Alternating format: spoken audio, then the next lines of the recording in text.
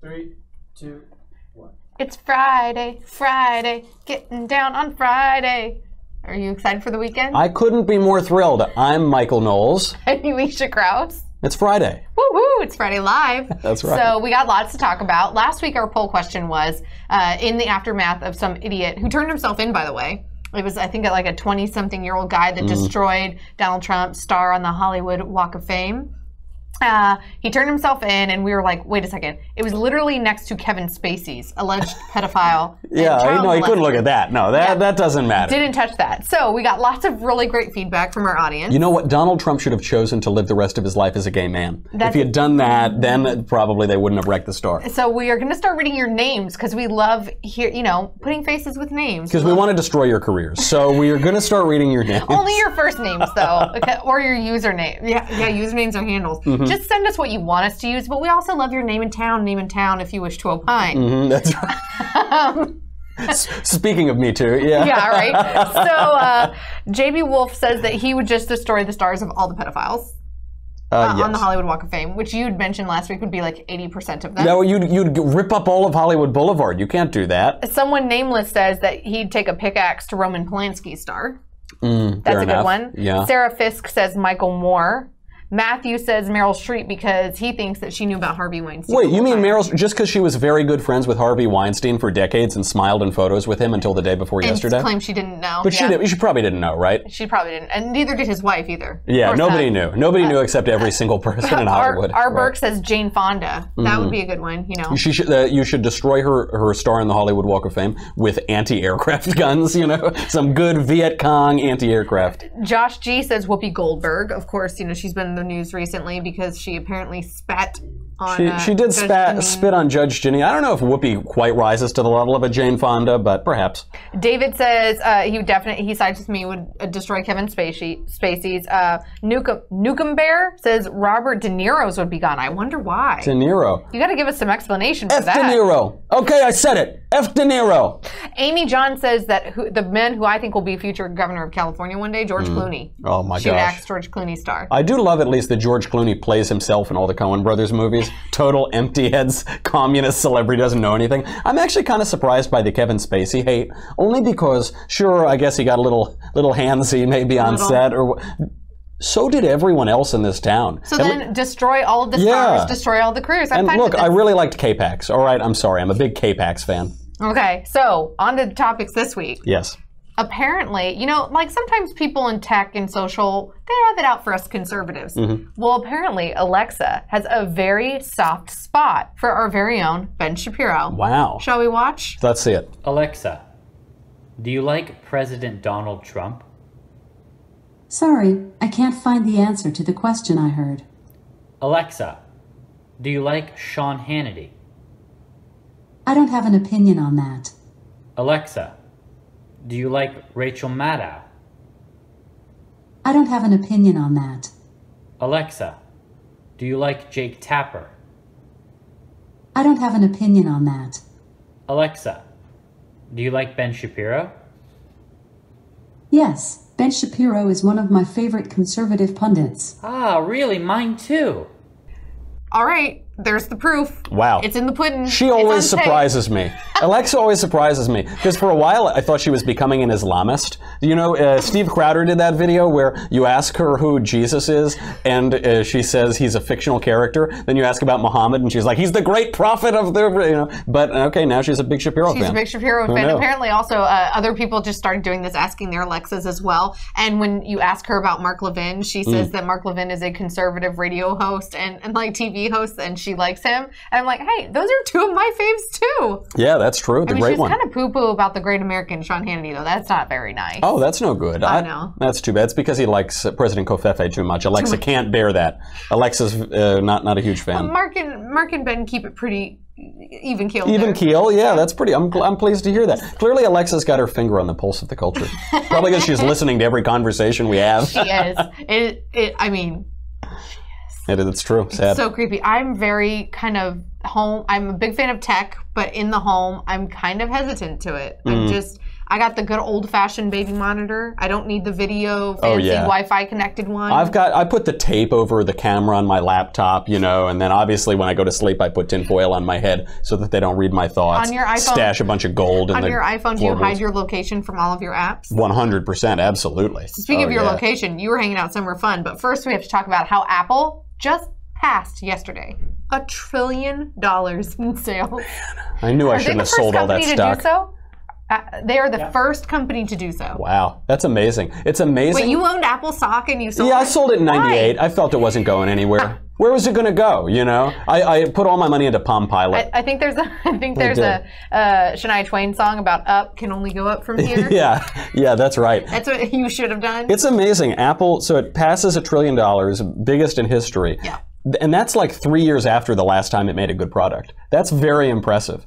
Oh, that's a good point. And also, so I think that there's 1 billion iPhones in the world, but obviously, or they've been sold since 2007. So 2007 to 2017, they estimated that 1 billion iPhones have been sold. But obviously, you know, every couple years, whenever they do the new iOS update, your phone goes to crap, and you have to buy a new one. So those aren't all in rotation. They also crack instantly because Tim Cook and Steve Jobs designed it to be a bar of soap. So like, these crack every day. I wake up in the morning, my wife basically just like throws hers at the ground every day. It slips out. So I don't know. Those numbers seem a little inflated. But you know. You recently became an iPhone guy. I did. I totally switched. You know what did it for me? What? I should take back that they haven't made a good product in 3 years. That emoji machine. That's the only way I text now. I'll do it. I like the little bear emoji, and I'll just, whenever I respond to anything, it'll just be like, you know. See, I imagine you being the monkey or the unicorn. Real nice. Real nice. So I do want to hear about your trip. You spoke to the awesome kids at Young America's Foundation. I did. I was in D.C. hanging around the nation's capital. And not just the capital.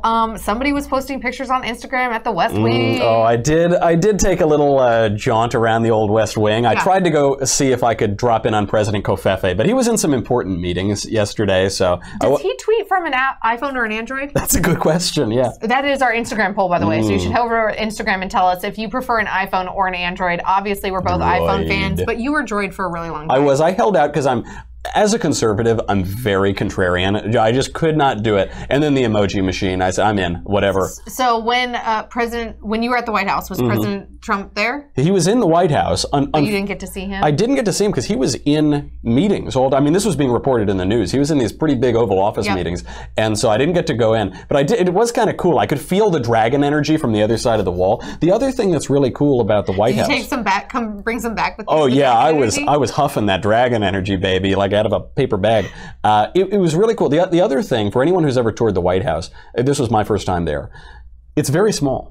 Everything is really small because people used to be smaller, first of all. And, you know, this was before the McMansion era of American architecture. Yeah, there's homes in the Valley and definitely in Beverly Hills that Trump, no pun intended, the size of the White House. They do. No, that's true. It's not. That's really confined. It was a really great experience. It was cool to walk through there. Yeah. And I was referring to it as the Gold House, but I realized the Gold House is actually just the Trump Hotel down the street. Yes. So that was pretty good. Yeah. And I was it was great. I got to hang out with them, got to see some of our friends. That nefarious purveyor of fake news, Ali Stuckey, was there. A few others. Did you see Jim Acosta though? So what's really cool is when you're headed to the West Wing after you go through the gate at security and stuff, like it's just right off the OEOB building, and you pass where all the media, like, you know, Katie Pavlich, Jim Acosta, all those people are doing their live hits from the lawn. Did you just shout at him and? Oh well, no. Jim Acosta is hard to miss because his head is like the size of this room. It's the size of the West Wing. And that Ron Burgundy, you know, I'm Jim Acosta. But I was going to try to photobomb it if he were there, but alas, he was not. I did see though, it is kind of cool. They do have that whole line of cameras and all of the mainstream media people just wailing and crying and gnashing their teeth there. It's very loud. And guys, keep it down. I'm trying to tour the White House. All right. So that was all really cool. And then of course I spent every other free minute I had at Shelley's Backroom Cigar Bar, one of the greatest places in all of D.C. You're such a part of the swamp. Does this make me a lobbyist now? Drain the swamp. Drain the swamp. So another story that should interest you, and I saw you come to MoviePass's defense this week. 100%. MoviePass they had an epic failure last weekend. They had to borrow $5 million in order to get back up and running. At a very high rate of interest. That was expensive emergency money. Yeah, and it was it happened within 12 hours. I mean, a business day. And the CEO has now said that they're gradually increasing their prices. It's going to go from like $9.99 $25 to over 50, like $14. Do you know that they're increasing their prices on you? It should. Well, I paid annually, so I'm grandfathered in for now. And then they also announced that they're not going to be allowing people to purchase movies for large blockbusters like the latest Tom Cruise movie that's in theaters right now, Mission Impossible. All I know is it has Superman in it. It's so that's fabulous. Why I want to see It's so good. Mission Impossible Fallout. It's so good. Is it? I really want to see it. I think I'm going to see it next weekend. It's so good. So, but if I had MoviePass and I wanted to see it, the CEO just told everybody this week, you can't see blockbuster movies. It's going to take a while. But fortunately, I don't understand this process. I thought that their deal was with individual theater groups that you could just go to the theater and see any movie you wanted. Well, first of all, I did see Mission Impossible with my MoviePass, and it was awesome. It was great. I'm totally coming to their defense. First of all, you pay $10 a month for unlimited movies, virtually unlimited movies. That is insane. I mean, a movie ticket in LA is $16 for one. So my annualized ROI on MoviePass is 680%. I have made $200 on MoviePass so far. So it's great. Hey, thanks for buying us movies, guys. Great work. I want it to stick around though. So they need to raise their prices. They should raise their prices to $30, $50 a month, right? But are they going to be able to compete with the ArcLight pass that's coming out, or the AMC Movie Pass? And then also, how are they going to be able to compete if you can't go see a blockbuster movie for weeks on end? I'm shocked it's not out of business. I mean, I really hope that they can adjust to stay afloat, because they've been really good so far. You can e-ticket on some of them. Obviously, it wasn't sustainable what they were doing. Yeah. But I really hope they can. It's a tremendous service. And it gets people to go back to the movies. I would never go see movies if I'm paying $20 a ticket, $18 a ticket. Well, for my husband and I, it's $15 minimum per ticket. Yeah. Then you got $20 an hour for the babysitter, and then if you want to go to a bar for happy hour, that's another $50 on the low end, right? Yeah. And then if we're having more than one drink, we're safe and we Uber or Lyft. It adds up. That's true. So I get if you have my bar tab, that's like $150, $250. You're covering the rent. That's right, And once a week, they're like, yay, Knowles is covering the mortgage. Hooray. So I think, so you liked the Mission Impossible movie. I think I'm going to see it next weekend. You've got to see it. I mean, it is one of the best. Look, it is what it is. But Tom Cruise gives you everything. I realized when I left that movie, I just thought, well, either Scientology is the true religion, or it is pure Satanism, and Tom Cruise made a deal with the devil, because it is mind-boggling what he does in this movie. It is truly jaw-dropping. Okay, so this weekend, I think that Megalodon movie is coming out. Black Klansman is out. The Winnie the Pooh movie is out. Can't wait. We want to ask everybody, what movie are you excited to see this weekend?